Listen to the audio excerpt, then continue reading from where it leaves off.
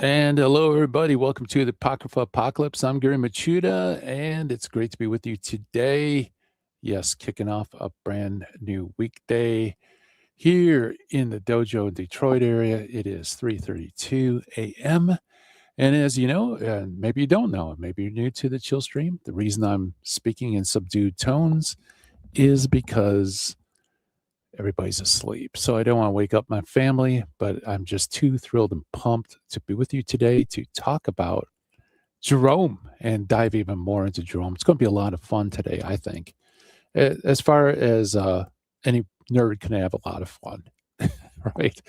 So we're nerding out on Jerome in this series. By the way, take a second, excuse me, and hit that like button if you would. And also consider opening the alarm button as well, so you can be notified when we do streams. We do live streams. We do this. We had a ton of fun, by the way, in the Team Stream Hangout. Well, not Team Stream, members only Hangout yesterday, and had some really great discussions, and it was a lot of fun. I love doing member Hangouts. So, guys, consider being a member. You get free sneak peek stuff, you get exclusive material, and you also get to hang out with me Sundays, 2:30 Eastern time. Yeah, just open up to whatever you want to talk about. We talked about all sorts of really cool stuff. In fact, I wish we could have gone longer, but unfortunately I had to bug out. But that was a lot of fun. So I just want to thank you, members, for being there. And I know some of you are here today. And so that's a long, long day for you. Let's see. What was I going to say? Team Stream. I think I covered all that. Let's welcome everybody to the show, shall we? By the way, we are really close to crossing 13.9K mark. I think we're only, I don't know, it gives up and down. It's very weird. But we're within striking distance. So if you haven't subscribed to the channel, do us a favor and do it if you're so inclined. We'd love to have you as a subscriber. It helps the algorithm, makes us, larger. More and more people get this feed, and we really appreciate that. That way, Cleave to Antiquity can't make fun of us for being so small, right? I don't know. Some people are in the numbers. I'm not. I'm into getting this information out to the world, and unfortunately, things like subscriptions and that affect the algorithm. But anyway, it's great to be with you. And let's go to the chat room and just welcome everybody to the chat room, beginning with Lino. Lino, hey, it was good to talk to you yesterday face to face at the members only stream. And that was really cool. We have to do that more often. And Justified Janice is in the house. Janice, good morning. By the way, thank you for your super chat. I think I will pick up that book. At least it made it more attractive for me to pick up the, by the way, that's the Gallagher book on the Apocrypha. It's like, it's my duty to read it because I need to keep up on what people are saying out there. And Gallagher and Mead are go-to sources for Protestants because basically there's no one else out there that I'm aware of. Maybe, what's his name? Now it escapes me. Who is the other guy? There's another person that's Protestant, Reformed. Guys, help me out here. What is his name? Kruger. Yeah. We were talking a little bit about that yesterday too, about atheist William. I thought he did very well. Got the goal. My patience ran out quickly. Well, then William did his job. That's the whole idea, is to be able to think clearly under pressure. So, Lino, were you able to? I know you were chomping at the bit to go after William, as atheist William, because of your background. You didn't. Okay, so you need to watch the stream. Yes, they did pretty well. Daniel Hay, different position. Shut down. Yeah, Daniel's becoming a force. That guy, he's getting his workouts in, right? Doing the hard work. Ask William about numbers that would have gone to number theory and mathematics, which does stump a lot of people, including atheists, as it would the question of an ontology. See, that's interesting you bring that up, because for me, the argument from abstractions is really, for me, that's just a lot of fun to think about. But I love it because it's kind of a short, it has a shortcut built into it straight to the incarnation from atheism. So I'm not sure the number theory things, but whether numbers are real, maybe that's part of the equation. I always like to broaden it to all abstractions, but I love that particular. That's almost like my go-to argument. It's abstractions whenever I can. Ask the question if one believes that numbers are real, depending on how one answers, forces them to admit the outside world. There's a world outside our own. Makes atheists squirm. Yeah. Okay. So yeah, that's basically, I hit the nail on the head. Except you're just, numbers is just one of many abstractions. But I love that line of thinking and arguing. And good morning, Kenneth. It's good to see you here. Yes, there are many ways to skin a cat. And that's one of them. I wonder where the expression came up. Honestly, is there a lot of cat skinning in yesteryear or your? God bless you, Richard. It's good to see with you. See you here with us. And by the way, welcome all of you people in the UK. Welcome all of you in New Zealand, Australia, Thailand, all those good areas, and even Africa. Welcome, welcome, welcome. Let's build this, and then maybe I could do a members only stream at this hour, which would be kind of interesting since I'm half asleep. Atheist William is obnoxious, and that rubbed me the wrong way. Yeah. Well, depending on who you talk to, it's pretty rare you see a charitable atheist. I mean, after all, in their mind, they're talking with people that believe in fairies and whatnot, So they're usually pretty caustic or silly. Hey, James stays here. All right. Good morning, James, or wherever you are. Afternoon, I think. Mehouse here. Welcome aboard. Hollywood Big Boss is in the house. I had to say that. Had to rewatch the members only stream. I was out shopping, trying to listen to live. That's no excuse, Hollywood. You should have been at home, glued to your computer screen. Just joking. So much good stuff, especially Hebrews 11. Need to clip and upload that part alone. Yeah. Well, I already did. I mean, I wouldn't do that because I was, by the way, so Daniel came on and he was trying to bring up an argument that he thought was a slam dunk for the Deuterocanon. I don't think it's the best. So he asked me, what is the best? I said, Hebrews 11:35b. Easily. I think it's got everything you need to basically hammer away. There's very few ways you can slip out of it, and I did the research. You can't. So I just off the top of my head, I pulled up my logos and was breaking down the Hebrews 11:35b argument, which references 2 Maccabees 6 and 7. And actually, the way it references, it's clear, it's understood that 2 Maccabees was inspired scripture. Okay. But I was doing it off the top of my head, and it's been a while since I addressed it. So Hollywood, that's not my best presentation. I did a live stream. It might have been a chill stream where I did the slides and worked through it very carefully, and I give commentary. That's actually would be better to clip and share. in my humble opinion, not the members only stream, because there's a couple of things I kind of stumbled on, and that's just because I couldn't remember what the different twists and turns there are. So, but I appreciate the effort, though. Thank you for doing all the clipping and stuff like that. Already a secret word right out of the box. James Tay says Eusebius after Saint Jerome. Okay. Is that the whole thing, Eusebius after Saint Jerome, or just Eusebius?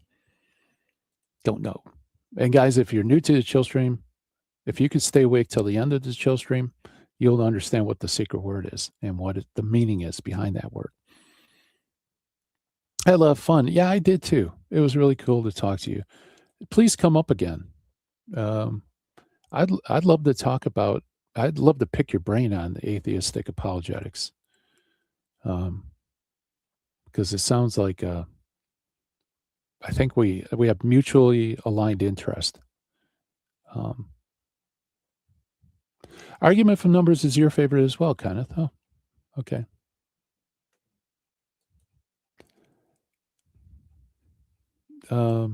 See, I like to. I mean, that's no problem, right? Because an abstraction is an abstraction. But I like to make it more broad. But maybe there's some sort of tactical disadvantage to doing that. But if you really get down to it, it is fun. It's one of my. I get tickled when I think about abstractions. I'm a nerd, guys. I spent a whole summer one time just thinking about the law of identity, A equals A, and everything that's entailed with that. That's how nerdy I am. So of course, abstractions make me giggle. If you want to watch atheist logician versus an atheist mathematician or physicist, ask the question, which came first, logic or mathematics? Which is relying on the other, and they'll go nuts.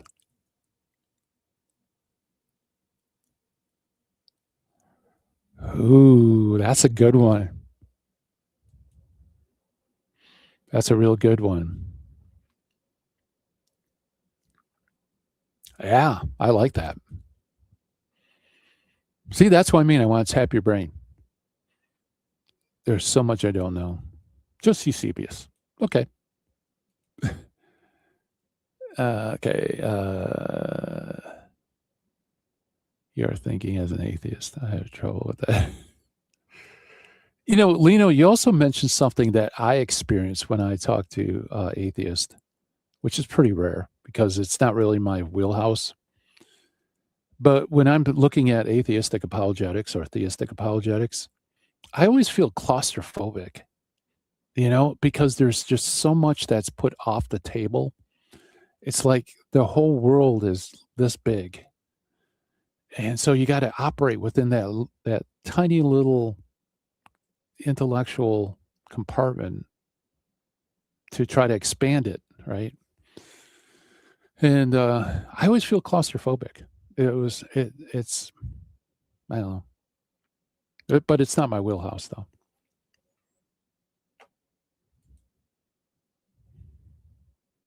I use number because I can prey on the mathematical view of the universe and argue science requires it, and I can demonstrate it's with physical objects anywhere. Yeah. Mm-hmm. That's right. Boy, I'd love to get in discussion with those guys.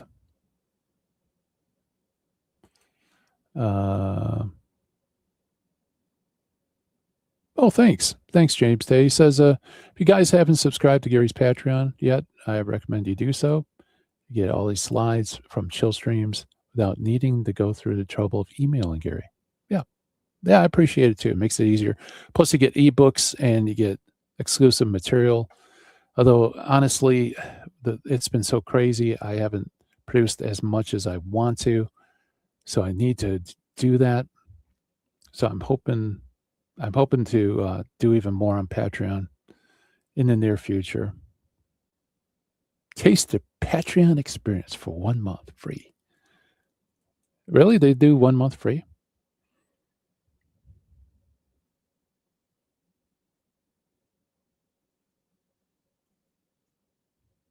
Yes, I'm learning here. Appeal to their intellectual side. You know, Bellino mentioned something really interesting that kind of popped him out of his atheistic worldview. And Lino, correct me if I'm wrong, but there was experiential things that you were experiencing things that didn't fit into your worldview. And that kind of popped you out of it a little bit, that there's seems to be more going on than what you would expect under an atheistic worldview. That happens more than intellectual arguments with atheists.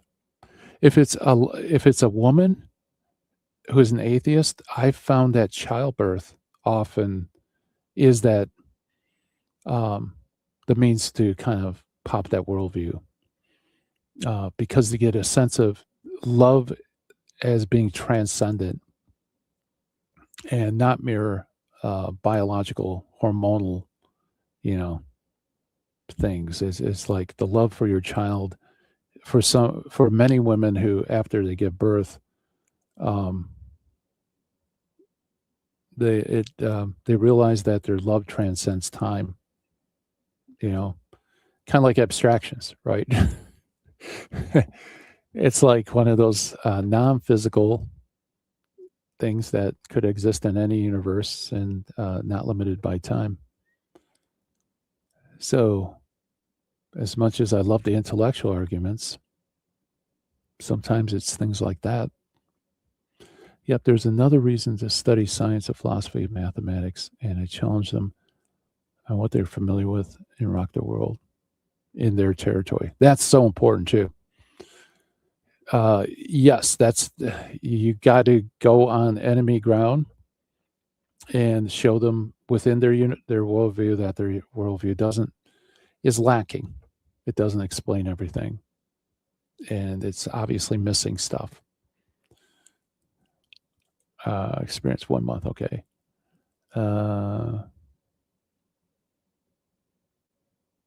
I know, James, you rock.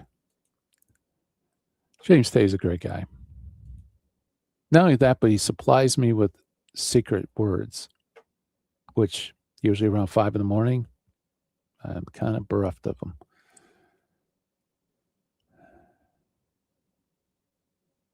Yeah. Because I think that's what I mean when I say it's claustrophobic. They totally lack this idea of transcendency. And so you have to look in their worldview to find things that will point to transcendent phenomenon, extramental, immaterial things, objects that exist and are real. And yeah, plus I started to really investigate the paranormal, demonic, pointed me to solutions in physics, biophysics. It pointed me to open the world beyond our own. Yes, very good. Yeah, that's funny. My inversion to the faith kind of goes along the same lines, but that's a whole different story. Really cool discussion, guys. Favorite hubristic atheist claim: I don't have metaphysics. Is that a metaphysical statement or what? See, I love stuff like that. I love these tautological, circular, right? That's like, Kenneth, that's like the equivalent of an atheist walking into church and saying to God, I know you're not there, right? Which, by the way, there has been some atheists, I think 2 or 3 that I've heard of, that popped them out of their worldview. Was they went into church because it was cool, in Europe, with the big cathedrals, if you want to get out of the heat, you go in a cathedral and cool down. And I think I've heard a couple of them where they were there and they said, "I know you're not here." And they thought about it. And that was like the beginning of unraveling their atheism. By the time Lent comes, I'll provide you with a secret word unless you email me your topics ahead. Okay. Oh, yeah, I don't know. I don't know if I could do that, but I appreciate it though. I mean, I'm basically announcing as I go. I can't give you too much of an advance notice because I don't know how long it'd take for me to go through presentations. Like, I knew Jerome was going to be multi-part. I don't know how many parts. I still don't. We could go on for another month. We could finish up next week. I don't know. So it's hard for me to say, okay, on this topic, this date, we're going to do this topic. It's kind of like whatever you guys want to talk about, how long it takes us to go through the material, things like that. Some French things explain away season. Yep.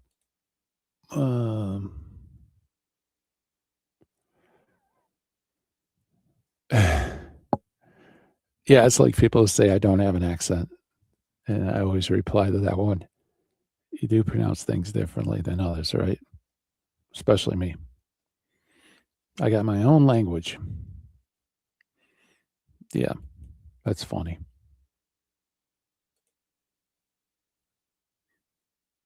Do people realize they have an accent? That's an interesting question. I think Southern people, and here in America, there's a Southern accent. I think Southern people realize they don't speak the same as the rest of the country. But I think somebody from the Midwest, we kind of think of ourselves as like not having an accent. I don't know. Kenneth, I do believe in process materialism, such as Gills. I'm not going to butcher that name, but it still points me to metaphysics when you dig deeper. Yeah, good stuff, guys. Good discussion. It has nothing to do with our topic, but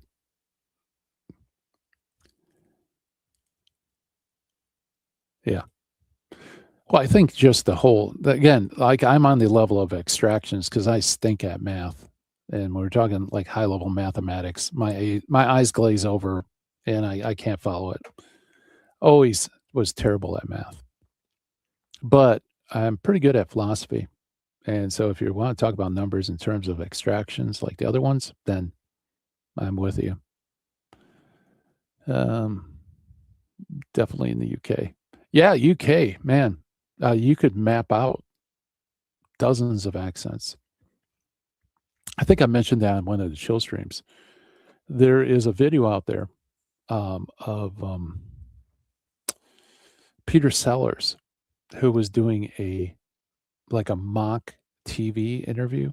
It's really weird because like they blacked out half the screen, and so local affiliates could put the reporter and ask some canned questions, to Peter Sellers, and it would be almost like they're having a dialogue.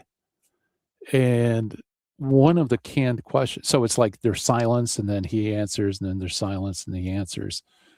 But one of them apparently was on accents, and he does this amazing tour of the accents in England just off the top of his head. And he's like talking about where it's located in that particular location's accent. And he goes through maybe a half dozen English accents, including one that comes very close to an American accent. Interesting enough.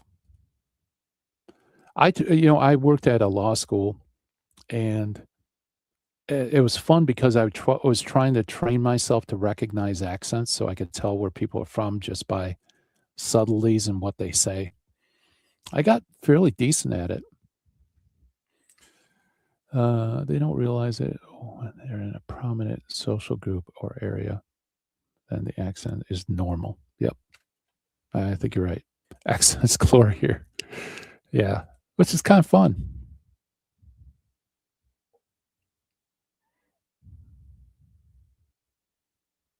Yeah. Philosophy is also my home. Yeah. Hey, we're kindred spirits.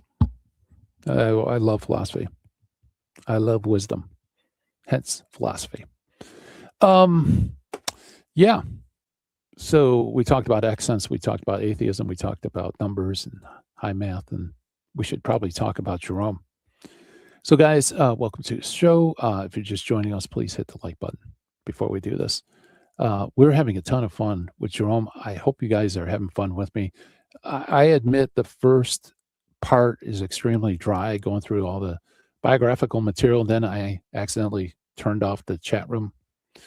So that was a rough part one for Jerome, but I think it's getting more and more fun.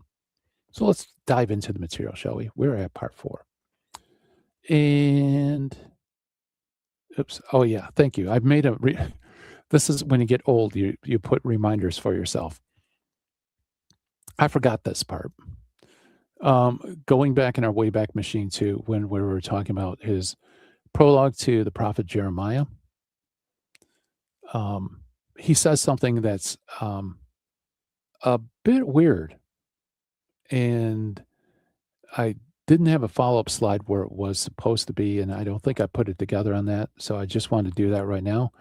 So Jerome, in his prologue to Jeremiah, says, besides this, the order of visions, which are entirely confused among the Greeks and Latins, we have corrected to the original truth, so basically Hebrew verite, Hebrew truth, and the book of Baruch, his scribe, which is neither read nor found among the Hebrews, we omitted, standing ready because of these things for all the curses from the jealous, to whom it is necessary for me to respond through a separate short work.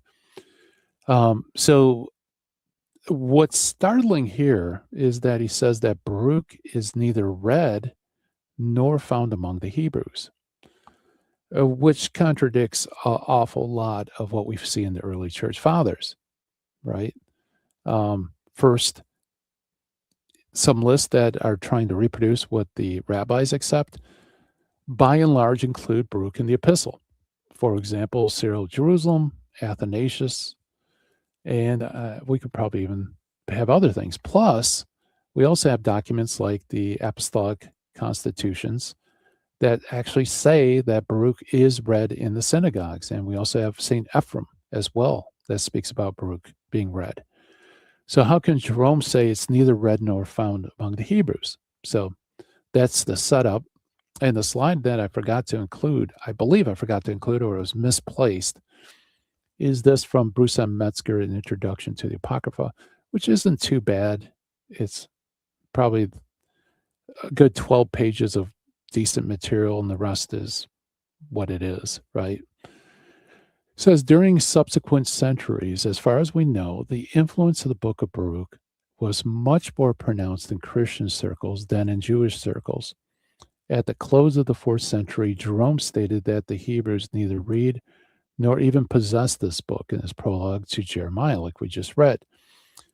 And Metzger says it's probably they refer to the Palestinian practice only.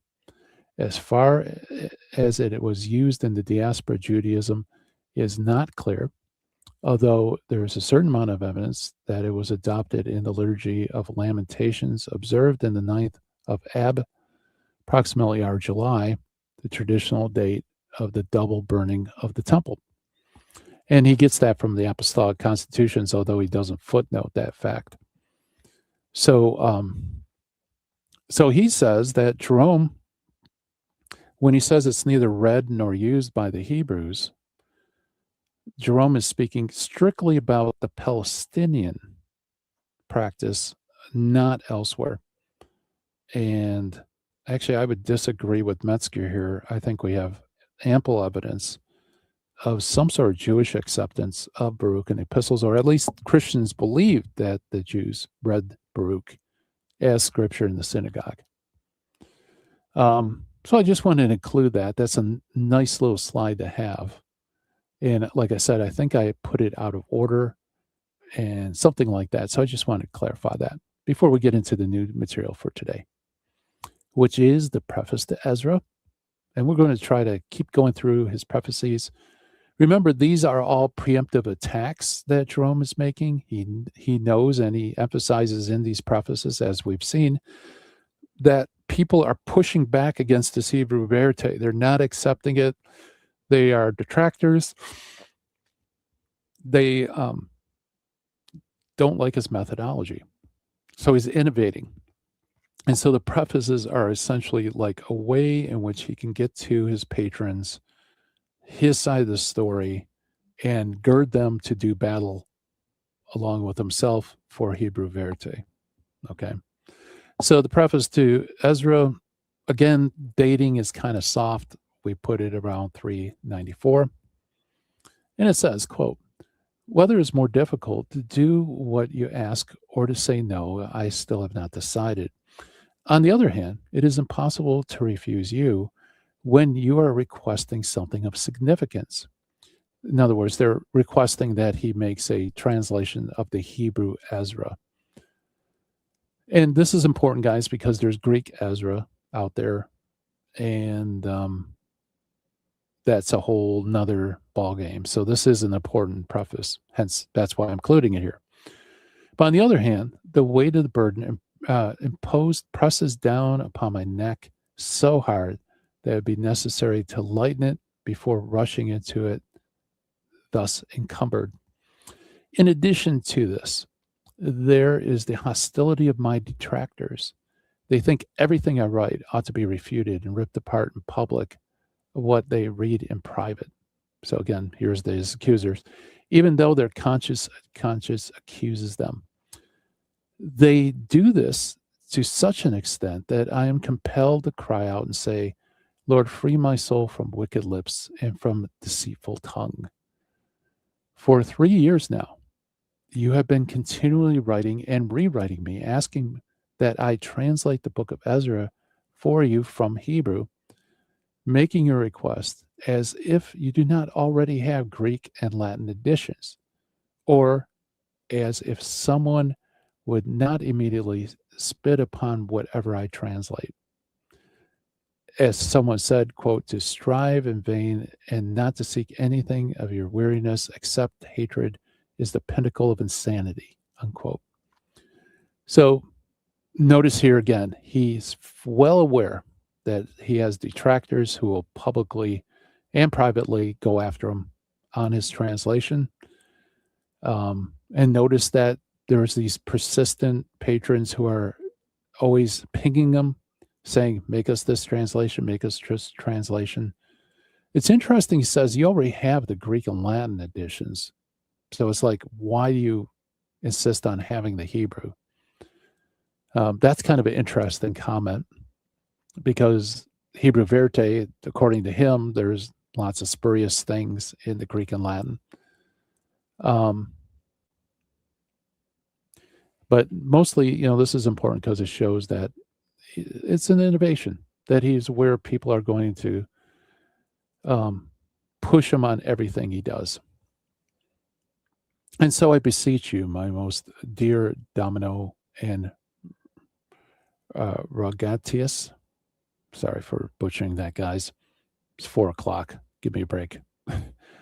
Do not make the book known to the public and be content to read it privately.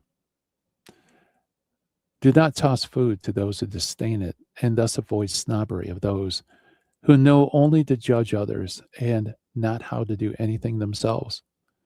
But if there are some of the brothers who are not displeased with my work, you may give it to them. You may give them the master copy.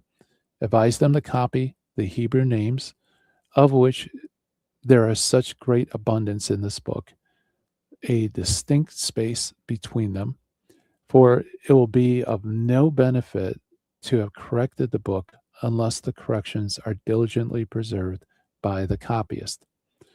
So that's kind of interesting too. Notice he's advising these two patrons of his to just read this privately and don't let the public see it. and to pass it along only to those who would not be displeased by the work. So, kind of privately. So, people say, look, if the North African councils were definitive and they went against Jerome, how is it in the Middle Ages Jerome is on top of the heap and everybody's reading Jerome? Well, this is part of the reason, right? It's because he was broadcasting his opinion all over the place through his patrons. And so, it wasn't possible for the church to censure him because basically by the time the church moves to possibly censure, it's all over the place, right? And it's attached to some really good translations from Hebrew. So you can't put the genie back in the bottle, so to speak. Continuing on with the preface, he says, no one ought to be bothered by the fact that my edition consists of only one book, nor ought anyone take delight in the dreams found in the apocryphal third and fourth books. For among the Hebrews, the text of Ezra and Nehemiah comprise a single book, and those texts that are not used by them are not concerned with the 24 elders ought to be rejected outright. But if anyone would oppose you on the basis of the Septuagint translation, whose very verity of text indicates that its copies are corrupt and damaged, nor can it be at any means be claimed that what is diverse is true, have them take a look at the Gospels. And then it continues. So there's a lot here to unpack. And let me just peek. Yep. The first thing is the combined book of Ezra and Nehemiah. The Hebrews, as you know, in order to fit the books into a 22 or 24 book computation, the only way you can do that with the 39 books is to combine books. And historically, the Jews combined Ezra and Nehemiah into one book, hence Ezra and Nehemiah. Okay. So that's what he's warning his readers in the preface, is that don't be surprised that my edition consists of only one book, not two books. Okay. Ezra and Nehemiah were not separate. They're combined by the Jews. So he combines them. And in fact, in his list, he says the eighth is Ezra, and this is from the Preface of Kings, which itself is likewise divided amongst the Greeks and Latins in the two books. And we already talked about that when we went through the helmeted preface, the Preface to Kings, that here he is witnessing to the fact that both Greek and Latin Christians read Ezra and Nehemiah as two separate books, not as one combined book. And this is really important because some Septuagintal codexes will combine them and some won't. And he's witnessing that Christians separate Ezra and Nehemiah into two books. Of course, the import of that is with the North African councils, and we talked about that, if you recall. And if you're new to the Chill Stream and you want to learn about the North African councils, we did, I think, one or two programs on it, where it says Esdras Duo Libri, I think it is. In other words, Ezra, two books. Some anti-Catholics argue that what's being affirmed there is not Ezra and Nehemiah, but the Greek Ezra, also known as Esdras, and Ezra and Nehemiah combined. Okay, and there's tons of problems with that. It's not the case, even though there are some scholars, unfortunately, today that never really apparently did deep dive into it. But all I'm trying to show is that, Jerome is saying this is unique, that I'm putting it as one book. And if you read it in light of the helmeted prologue, it's clear that Christians divide the two books, Ezra and Nehemiah, into two, not one. Just want to throw that out. What's really interesting, however, is his comment that about the apocryphal third and fourth books ought to be rejected. Okay.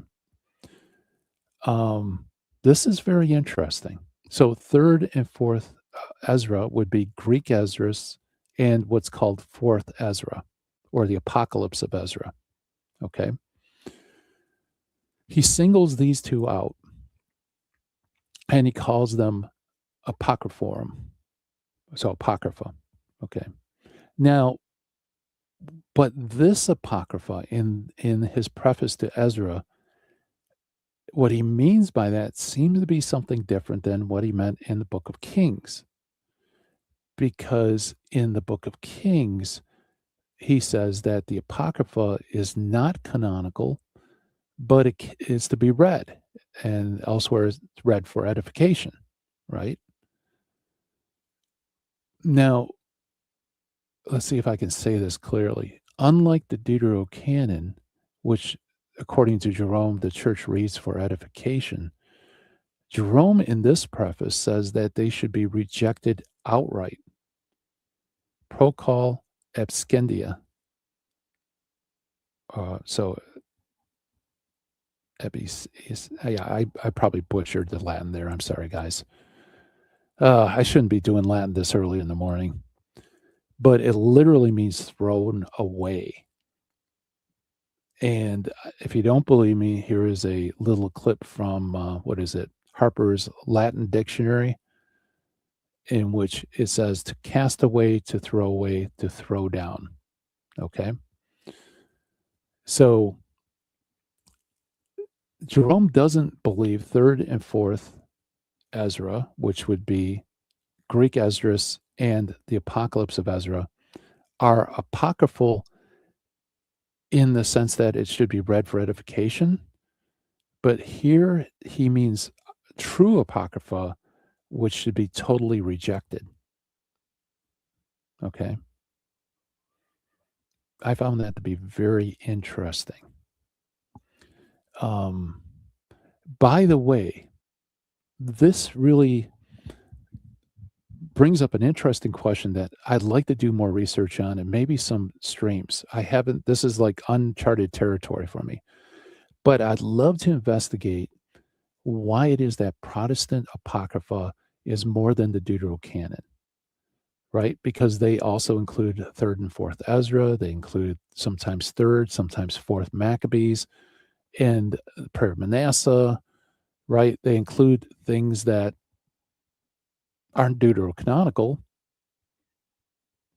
and what we would call pseudepigraphical or maybe true Apocrypha, right? Why do Protestants have this expanded category? Well, and you might think the reason they do that is because of Jerome, right? That Jerome believed that these books were Apocrypha, not just the Deuterocanon, even though it seems like he only lists the Deuterocanon. But this preface to Ezra says differently, right? He actually says these should be rejected outright, thrown away. So why is it that Jerome says they should be thrown away, and Protestants who claim they're following Jerome include it amongst the Apocrypha? You see my question marks there? Again, it's just another weird inconsistency with the Protestant canon. And maybe if there's any Protestants out there that can explain that to me, I appreciate it.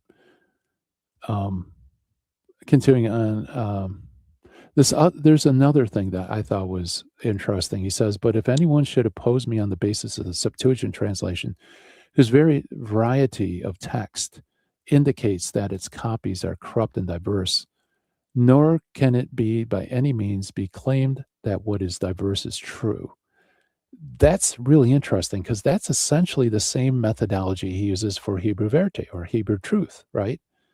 Since all these Greek translations like the Septuagint, the Aquila, the Theodotion, Symmachus, they all vary and disagree with one another, but he only has one Hebrew text in front of him, he assumes that whatever diverse, you cannot claim that whatever is diverse is true. So these Greek translations can't be true because they're diverse. Therefore, that single Hebrew text that he has must be identical to the original. It must be the true text. So I thought this is kind of a real pithy way of putting together his view on Hebrew verite, although here he's actually talking about corruptions in the copies of the Septuagint. Very interesting stuff. Yeah. Let's see if there's any questions or anything. Just quickly going through here. Good old Jerome. Accents change his name. It's always been fascinating. Put the shift to Jerome. Yeah. Hiromai, I guess it is. I don't know. Going through here. Oh, okay. Here, older Protestant Apocrypha didn't have Third and Fourth Maccabees. My suspicion is those books were interspersed in key Latin manuscripts, later expanded in the RSV for ecumenical reasons. Yeah, that's what I mean. It would be really fascinating to do a historical study on what comprises the Apocrypha within Protestantism. Because Luther didn't have only the 7 books, the Deuterocanon and the Prayer from Manasseh, a Prayer of Manasseh. Those are the only books he lists as Apocrypha. But at the same time, you have the Zurich Bible that has more. So it'd be a very interesting history, study to figure out how this particular collection came about. No, I think you're right, Kenneth. Third Maccabees was included in some Latin Vulgates, but the Protestant Apocrypha doesn't seem to comport to the Vulgate in the expanded version. Okay, continue on. Now, this is where we get into some fun stuff. So hopefully you guys will enjoy this. By the way, share this program, tell people about it. I'd love to grow this program in areas outside the United States, where this is prime time. Please tell your friends about it in Australia, Zealand, maybe even UK. Let's try to grow the program so I can do some members-only streams in this time slot. That way, James Tay has somebody he can talk to during this hour. I'm just joking, James.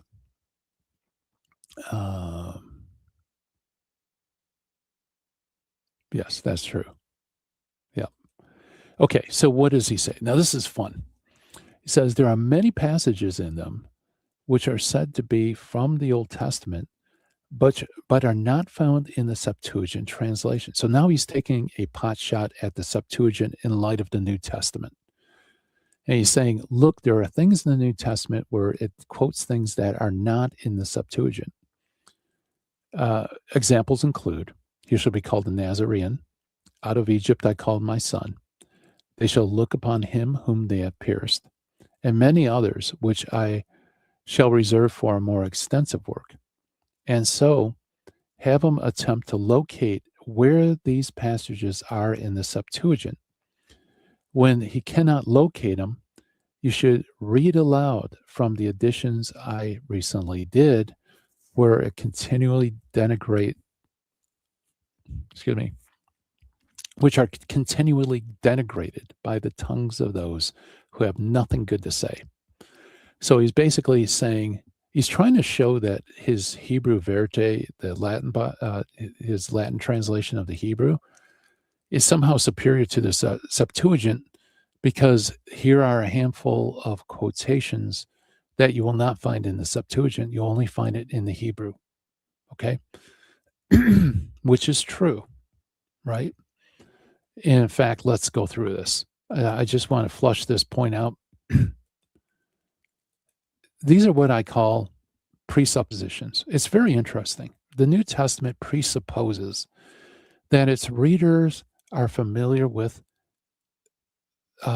certain text, right? And after all, first century Jews would have pretty much memorized the Bible, and they would have memorized it either through the Hebrew or through translation. So there are passages in the New Testament that presuppose a knowledge of the Hebrew text, right? The Septuagint was not the exclusive text for New Testament writers.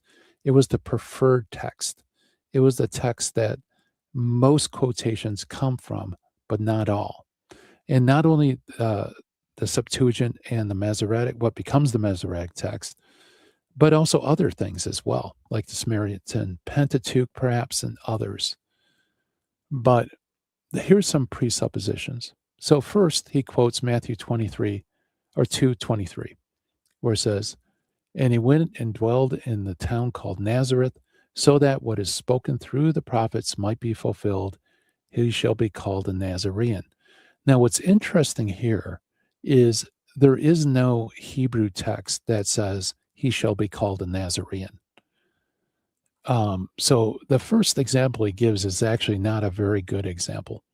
We can't locate any text anywhere that says that. And possibly the reason for that is, if you notice how he introduced this particular quote, it says is spoken through the prophets, plural. So it seems like this is a summary of what has been said through the prophets. So that would be primarily Isaiah 11:1, that he would be a branch, a netzer. Okay. So that's possibility number one. So that you could be a Mesorec presupposition, maybe not. So that first one's kind of a push.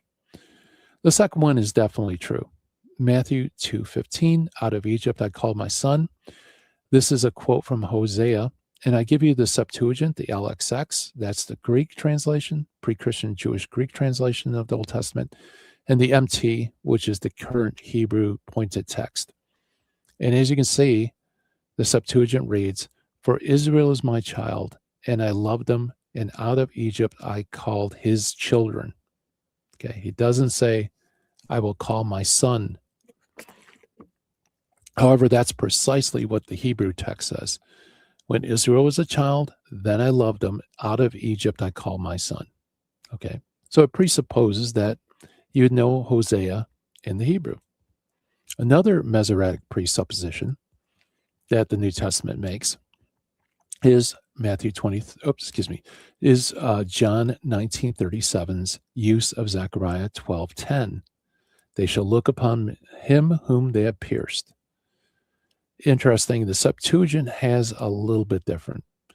They shall look upon me. Actually, I think, they shall look upon me because they have mocked me. Where the Hebrew actually says they shall look upon me whom they have pierced. Okay, so you can see, if you look it up in the Septuagint, you don't see whom they have pierced. You see because they mocked me. Then you have Romans 9:33, and this is, in addition to this, 1 Peter 2:8's use of Isaiah 8:14, according to the Hebrew. But for a stone of stumbling and a rock of offense. Now, the Septuagint has a stumbling stone, neither as against the falling of a rock, where the Hebrew has, but for a stone of stumbling and a rock of offense to both the houses of Israel. So you have this quote coming from the Hebrew text. And again, it's interesting because the New Testament assumes you would know the Hebrew, right? And so Jerome's points are fairly made. Do you guys agree? I mean, if you look it up in the Septuagint, except for the first one, Jerome's translation helps, right? But what he neglects to point out to his reader is that the New Testament also presupposes a working knowledge of the Septuagint. And in fact, there's a lot more of these than those few times it speaks to the Hebrew.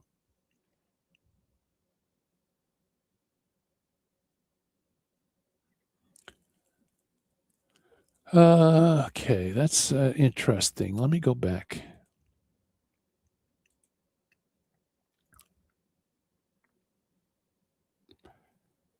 Yeah, that's true. It could mean orally, or it could mean written. So that's a fair. M. Brown, by the way, welcome to the show. Welcome to the chat room. Good point. And hope you like it and subscribe and everything. Okay, so let's look at Septuagintal presuppositions. By the way, this is in my case book, Case for Deuterocanon. I go into all this. It's kind of fun. Okay, the first one is, again, one of my favorites, Hebrews 11:35b, which we talked about at the introduction to the chill stream. They were tortured, not accept deliverance for the sake of a better resurrection. This is undoubtedly a reference to the Maccabees as depicted in 2 Maccabees 6 and 7. Only in 2 Maccabees do you have those who are tortured and released. Only in 2 Maccabees do they refuse release for the sake of a resurrection. And you also have the lexical tempanzo, tortured, beating on a drum. Normally that's how it's used in the Greek, but it's only used for torture in 2 Maccabees. So you have a reference to characters that are only found in the Septuagint. So Jerome, if they're using your Vulgate and they read Hebrews 11:35b, where in the Vulgate do you find this according to your translation? Well, you don't. You do find it in the modern Vulgate because it includes 2 Maccabees from the Old Latin. So there. Kenneth says, I always go, when Kenneth says, I think he failed to take away the obvious point. He objects to the Septuagint for the variety of readings, but the New Testament evinces a variety of readings. Yes, homogeny could be a sign of tampering. Or, yeah, exactly. Okay, gotcha. Yeah, not tampering, normalization. Yeah. But, it's kind of his way to kind of devalue the Septuagint and show the value of the Hebrew. See, Jerome thought that Christian evangelism is hampered by the Septuagint and that we can make even better points from the Hebrew. And to tell you the truth, guys, he's not far off. I think the Hebrew is actually very conducive to Christian apologetics. And the Septuagint isn't as much as you would think. But I'm not going to get into that. I want to continue with this because this is fun. So some of you might not be familiar with this. Also in Hebrews 11:5, it says that by faith Enoch was taken up so that he would not see death, and he was found no more because God had taken him. Before he was taken up, he was attested to have pleased God. But where in the Masoretic text does he say he pleased God? Well, as you can see here, according to the Hebrew, when Enoch walked with God and he was no longer here, God took him. But in the Septuagint of the same verse, it says Enoch was well pleasing to God and was not found because God translated him.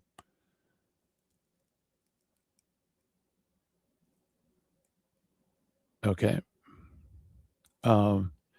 So Hebrews, again, if you're going only by the Hebrew text, Hebrews 11:35 or 11:5 presupposes you understand or are familiar with Septuagint, not the Hebrew in this regard. And there's others as well. This is one of my favorites. James 5:3. Your gold and your silver have corroded, and that corrosion will be a testimony against you. What's interesting is gold. Now, silver, of course, becomes very corrupted very easily. Anybody that has silver spoons and forks, you guys know that, right? Gold, however, naturally does not corrupt. It does not tarnish normally. It's one of those rare metals that they don't. That's probably why the reason gold is so valued, right? It doesn't corrode, but James says that gold and silver are corroded. And notice the word corroded there. Eos, I have it highlighted in yellow. Now, if an atheist out there could say this is a scientific error because gold doesn't corrupt, and James says it does. Okay. And the ancients knew it didn't, right? I mean, that's just part of experience. It doesn't. But see, the thing is like that problem is solved by a deuterocanonical book. Sirach 29:9-12 says, help the poor for the commandment's sake. Turn him not away because of his poverty. Lose thy money on thy brother and thy friend, and not let it rust under a stone to be lost. Okay. laying up thy treasure according to the commandments of the Most High, you shall bring these more profit than gold. So it's gold that's corrupted under the stone. Shut up alms in thy storehouses, and it shall deliver thee from all affliction. And notice the word for being corrupted or corroded is the same Greek word, different form, as James 5:3. Now, the point here is, obviously, he's not talking about a scientific fact that gold corrupts, but rather he's using it in a spiritual sense, right? Namely, that if you do not spend your gold and care for poor, right, then it's spiritually corrupted. It's as good as corrupt metal. And that corruption will be a testimony against you. That's hearkening from Sirach 29, 9 through 12, where gold apparently corrupts because it is rusting under a stone instead of being given to the poor. Do you see what I mean? So it presupposes you know Sirach, but Sirach is only present in the Septuagint. Okay. At some point, can you elaborate on why the Masoretic text is more conducive? Yeah, I was afraid of that. Deutero 4. That's opening up a whole can of worms. I've just finished a book. It's going to be, God willing, it'll be published by Lent. It's on the Messiah. It's coming out by Emmaus Road Press. So I've done fresh research on the key passages for the Messiah. And all I can say is, and in the book, I use the Septuagint a lot in the book, but I also use the Hebrew more. And in my research, it's like, yeah, the Hebrew is pretty darn good for supporting messianic claims of Christ. The Septuagint has its value, but all I can say is the Masoretic text, there's a reason why Jerome thought it would be good for debate, and I think he's right. But I can't go into detail because that would just it would turn the series into multi-part series and stuff like that. But thank you for I'm glad I kind of whet your appetite for that, but unfortunately I can't get into that. There's several channels out there. Let me go back. There's several channels out there that deal with these passages in the Hebrew. Ash Mize has done a really good video he just released. You could check that out, where he just sticks with the Hebrew. Also, One for Israel is another channel. It's, I believe, evangelicals. They're basically Messianic Jews, and they do a lot of work. And they'll show you, like, how conducive the Hebrew is for apologetics on the Messiah. Yep, there he goes. Yeah. So the Septuagint, yeah, it presupposes quite a bit that you know the Septuagint very well. It also presupposes the Hebrew, but like Jerome pointed out, but those are like a handful compared to all these. Oh, thank you. Yeah, I got to reread it because it's been so long since I wrote it. I forgot it, and I got to start promoting it. Okay, now this is where we get into some fun, interesting things. For example, in Acts 7:14, Joseph sent his father Jacob, inviting him and his whole clan, 75 persons. Now, if you read the Hebrew of Genesis 46:27, you find this: together with Joseph's sons who were born with him in Egypt, 2 persons, all the people comprised Jacob's family who had come from Egypt amounted to 70 persons in all. Not 75, but 70 persons in all. But the Septuagint reads, the sons of Joseph who were born to him in the land of Egypt were 9 souls, all the souls of the house of Jacob who came with Joseph into Egypt were 75 souls. Likewise, Exodus 1:5 says the total number of the direct descendants of Jacob was 70. Joseph was already in Egypt, where the Septuagint says, but Joseph was in Egypt and all the souls born to Jacob were 75. So You can say, Jerome, let's look in your translation of Genesis. Where does it say 75? Right. So that's a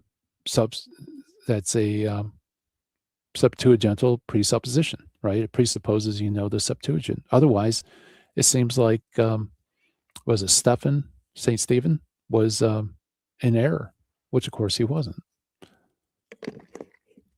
Here's another one, Galatians 3:16, 17. Now the promises were made to Abraham and to his descendant. It does not say and to descendants as referring to many, but as referring to one, and to your descendant who is Christ. This is what I mean. The law, which came 430 years afterwards, does not annul a covenant previously ratified by God so as to cancel the promise.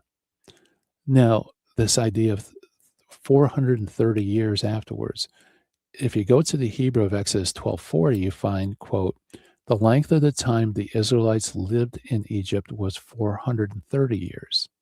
Okay. But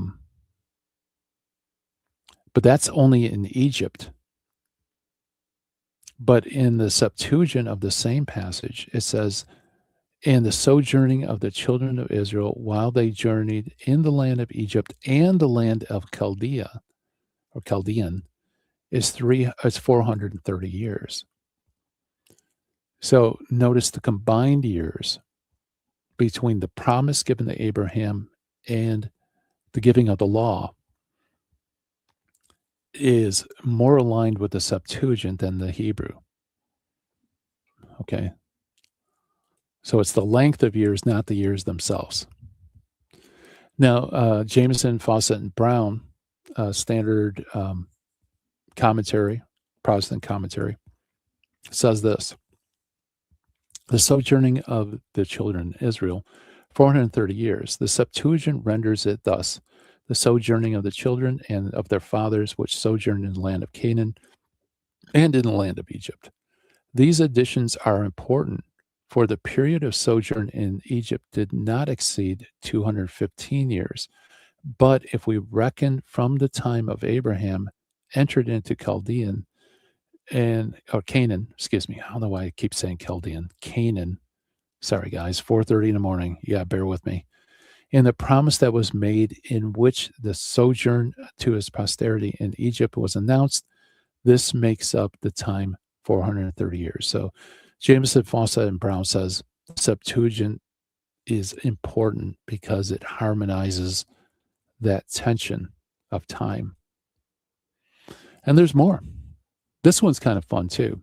In 2 Corinthians 9:7, where it says, each one must do as he has proposed in his heart, not grudgingly or under compulsion, for God loves a cheerful giver. Now, if you look up, Jerome, in your translations, you will not find the quote, God loves a cheerful giver, although it seems like it's a quote, right?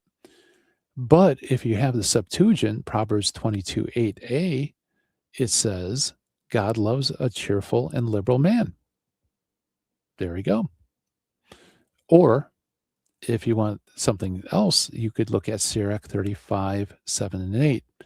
In a generous spirit, pay homage to the Lord, and not sparing a free will gifts. For each contribution shows a cheerful countenance, and pay your tithes with a spirit of joy. So one of those two texts, I think, aligns that would make that quote a quote, right? Like a Luke quotation or a summary. But that's only if you have the Septuagint, not the Hebrew. So there you go, guys. So that was kind of fun to go into some of his criticisms of the Septuagint. And it's kind of interesting that he uses it to kind of knock down the importance of the Septuagint and build up the importance of his own translation. But as I show in my book, there's maybe like a handful of quotations that are found only in Hebrew, but there's an awful lot that presuppose the Septuagint, far, far more. Okay, moving on in Ezra. He says, Jerome says, though I intend to keep things brief, what I'm about to say is by way of introduction, certainly makes the most sense. In my version, I translated whatever was not contained in the Greek version or that was a variant form, was in the variant form. What translator do they butcher with such criticism? Let them ask the Hebrews and judge the fidelity of my translation on the basis of their authority. It is quite a different matter if, with eyes shut, as the saying goes, they should speak ill of me and not follow the examples of the Greeks and applied to study and goodwill.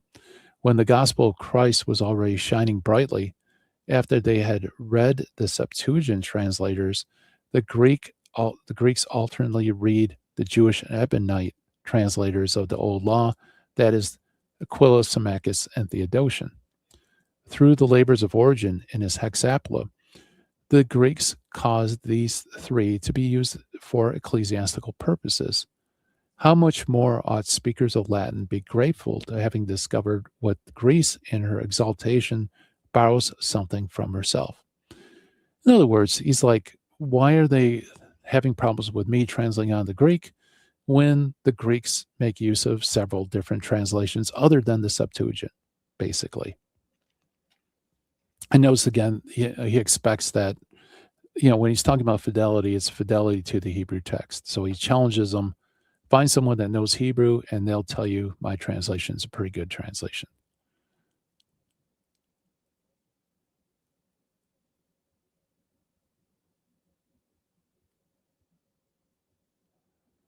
Yeah.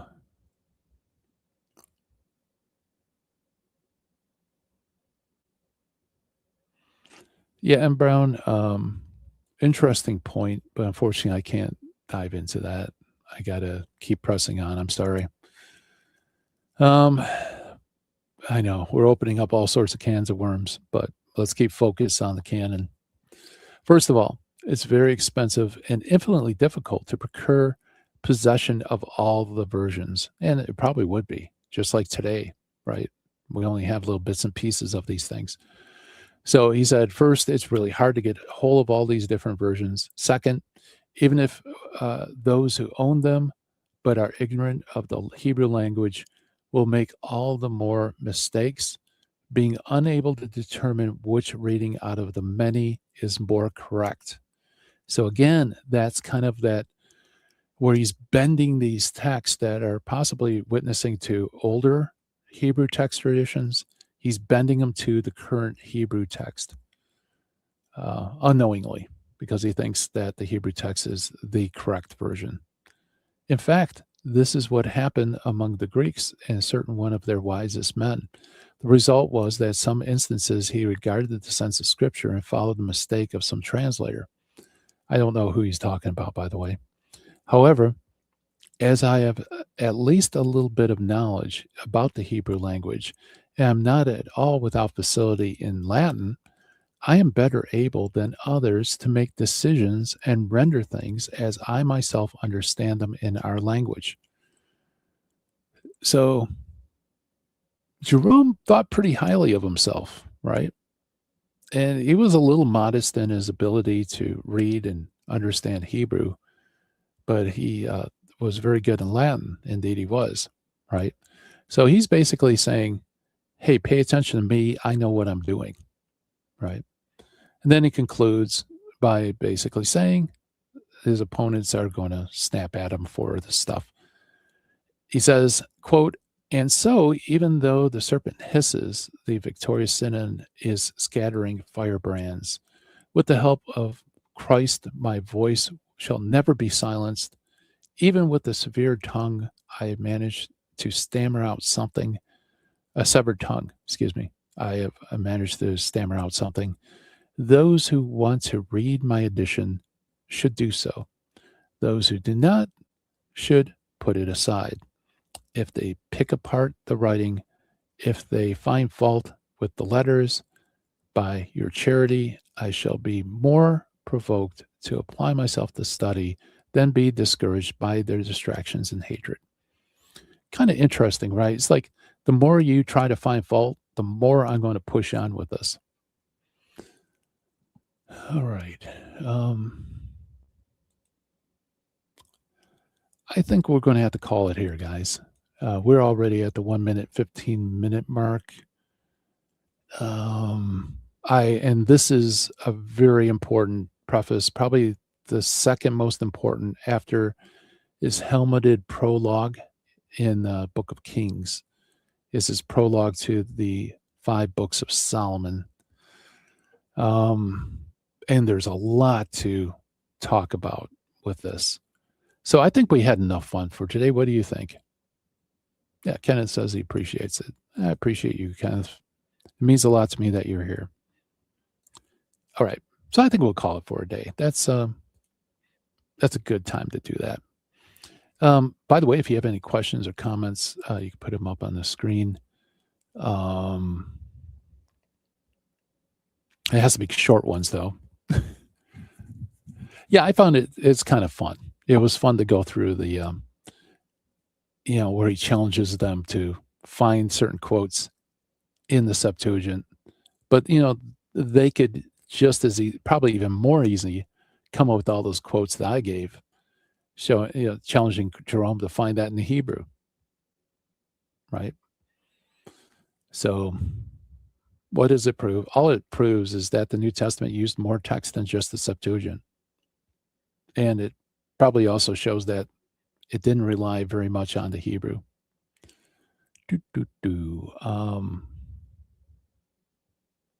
Yeah, I think we'll just cut it there. So, guys, please, again, if you wouldn't mind, hit the like button, subscribe, do all that stuff. After the chill stream, like James Tay says, I'm going to jump to my Patreon and give my patrons the updated PDF of today's program. And we're going to have a blast. It's a lot of fun coming up. Basically tearing apart and looking at, analyzing these prophecies. They're so important in church history because Jerome causes a disturbance in the force, to use Star Wars lingo, or really like a disturbance in Christian tradition as a whole.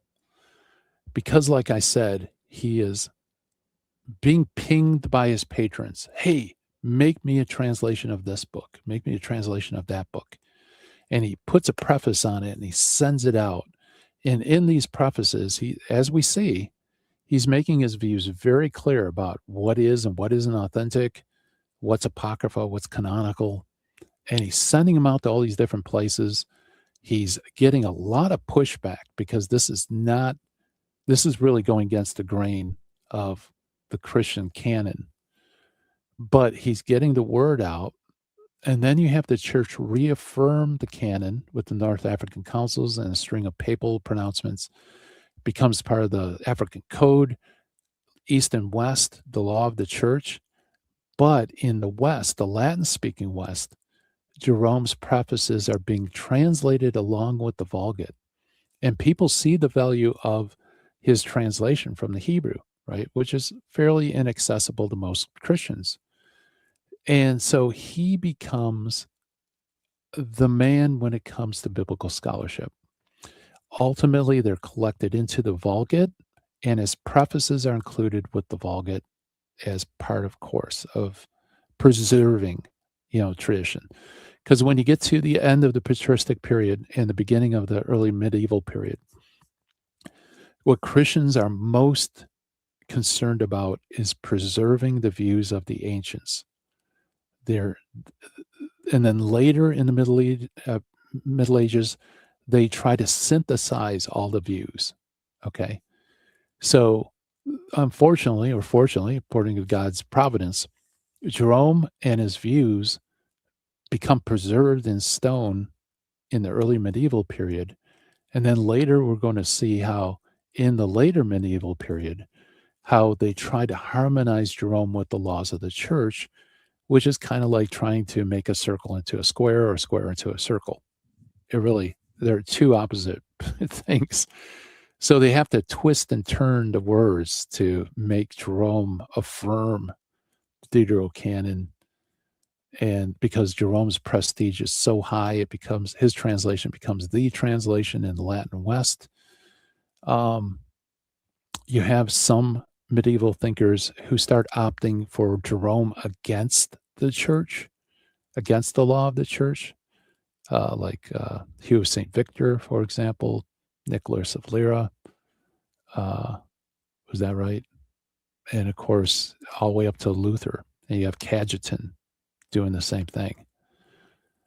So he starts this divergent tradition in the West that kind of persists.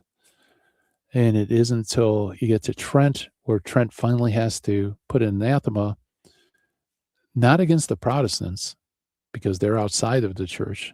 Canon law doesn't apply to them, but those within the church that want to put Jerome above church councils, above papal decrees, above the historic canon of the church. And that's really what's going on with Trent. So we'll get to that. We're going to get to Jerome's impact and all that stuff later on in the series on Jerome. But I just want to give you a heads up what's ahead. Okay. All right. So what is the secret word, folks? James Taste, you selected it, my friend. What is it? It is Jerome, isn't it? No, it's Eusebius. And I'm just curious, James, why Eusebius? Is it his feast day or something? Or he doesn't have a feast day, does he? I'm just curious. Usually you have it tied to feast days. It's not important, but if you're out there, maybe James is not awake. I put him to sleep, folks. Either that or he's typing feverishly, trying to get all that text in there.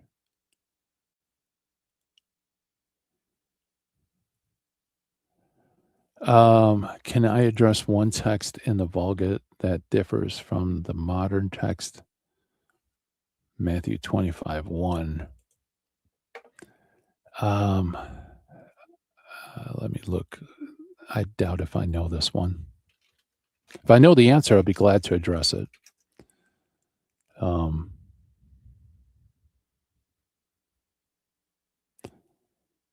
Then the kingdom of heaven will be like 10 virgins who took their lamps and went out to meet the bridegroom.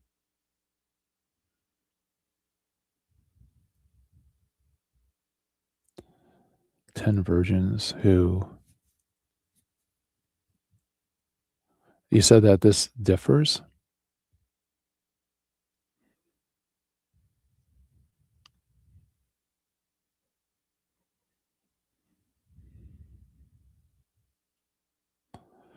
Decum.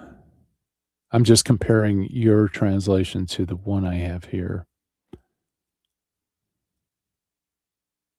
And the bride. Interesting.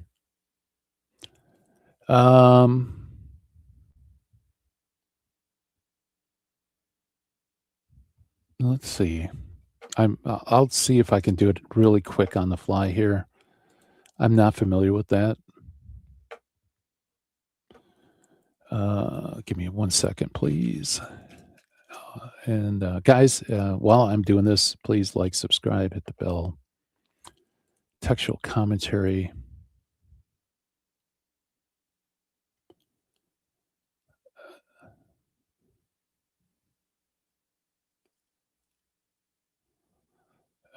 I'm doing the textual commentary just to see what it says.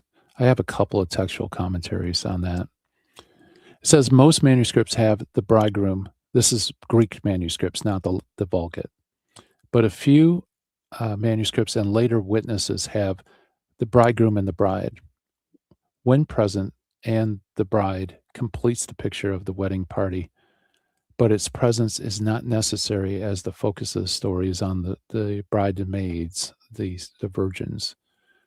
The other textual commentary says, it can be argued that the words "and the bride" are supported by a rather strong combination of witnesses, were omitted because they felt to be incompatible with the widely held view of Christ the bridegroom, which would come to fetch his bride, the church. But it is doubtful whether copyists would have been so sensitive to the logic of the allegory. Furthermore, now this is a Protestant commentary on the text. Furthermore, those who omitted the words envisioned the wedding as taking place in the home of the fiancé. Those who added the words envisioned the bringing of the bride by the bridegroom into his home or the home of the parents of his parents, where the wedding takes place. Since the latter custom is more common in the ancient world, it is probable that the words were an interpolation by copyists who did not notice that it mentioned the bride would disturb the allegorical interpretation of the parable. Only the bridegroom is mentioned in what follows. Okay, so that's what the two textual commentators say on that. So apparently there's later Greek texts that have "and the bride." Probably Jerome had the later text in front of him, and so he put down "and the bride." That's my guess. Like I said, I haven't looked into that. That's kind of cool. Thank you for bringing it to my attention. Hope that helps. Yeah, that is cool, though. That is cool. Okay, so guys, if you are awake, this is your chance to flex to the world. So, as I promised at the beginning of the chill stream, for those who stay awake during one of my presentations, you deserve to show the world that you have the Constitution, the constitutional fortitude to stay awake during a 3:30 chill stream and listen to my boring talks and nerdy observations. So the word today is Eusebius. So put it in the chat room. Let everybody know that you are awake at the end of one of my chill streams. And guys, I hope you have a fantastic day. Next chill stream will be Wednesday, same time, same place, God willing. And we'll get into Jerome's preface to the books of Solomon and his comments on the Book of Wisdom of Solomon and Sirach. So you don't want to miss that. Guys, have a great day. And who knows, we might do a team stream today or tomorrow. So you want to hit the bell. And patrons, the PDF is on the way. Talk to you later. Bye-bye.